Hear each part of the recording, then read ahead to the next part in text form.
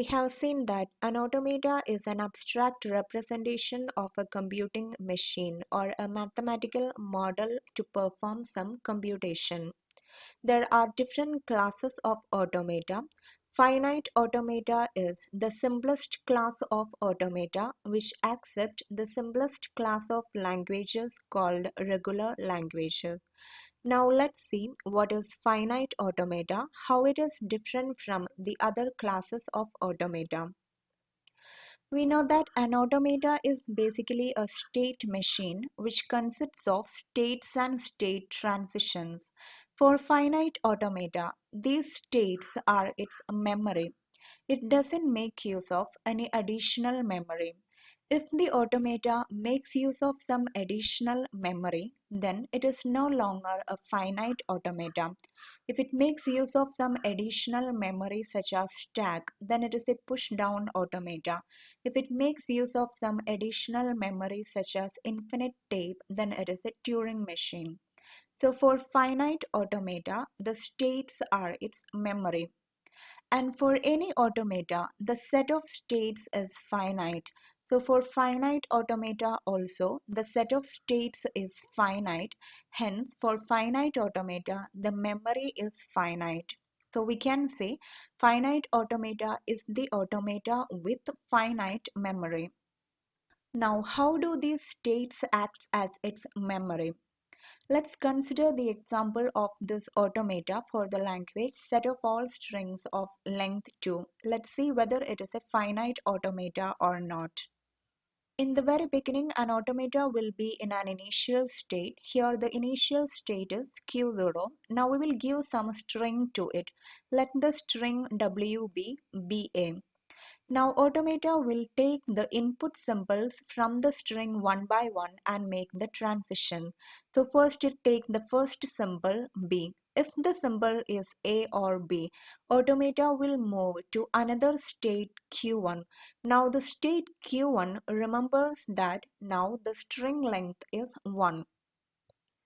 Then it takes the next symbol, which is A. If the next symbol is A or B, automata will move to another state and that state remembers that now the string length is 2. And such strings are to be accepted, so the state Q2 is an accepting state or final state.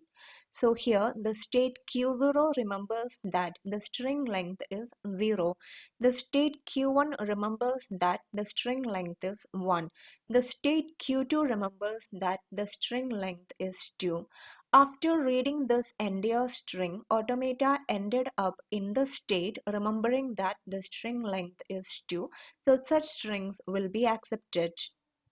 Now suppose the string given is BAB, which is a 3-length string. In the beginning, automata will be in the initial state Q0.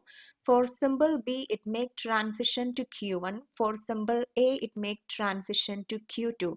Then we have one more symbol B. For the next symbol, whether it is A or B, automata will move to another state Q3 and that state remembers that string length exceeded 2.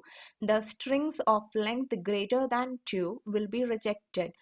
The empty strings will be rejected. Strings of length 1 are rejected. Strings of length greater than 2 are rejected. Only the strings of length 2 are accepted. So this automata functions properly by making use of these states as its memory. It doesn't make use of any additional memory. Hence, this is a finite automata. A finite automata can be represented using a phi tuple Q sigma delta Q0F, where Q is the set of states, sigma is the alphabet, or for automata it is the set of input symbols. Q0 is the initial state and F is the final state, set of final states. There can be more than one final state or more than one accepting state. And delta is the set of transitions.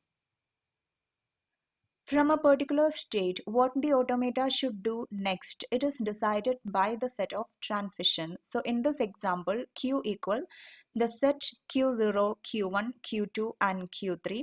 Sigma is the set A, B. Initial state is Q0. final state. Set of final state is set Q2.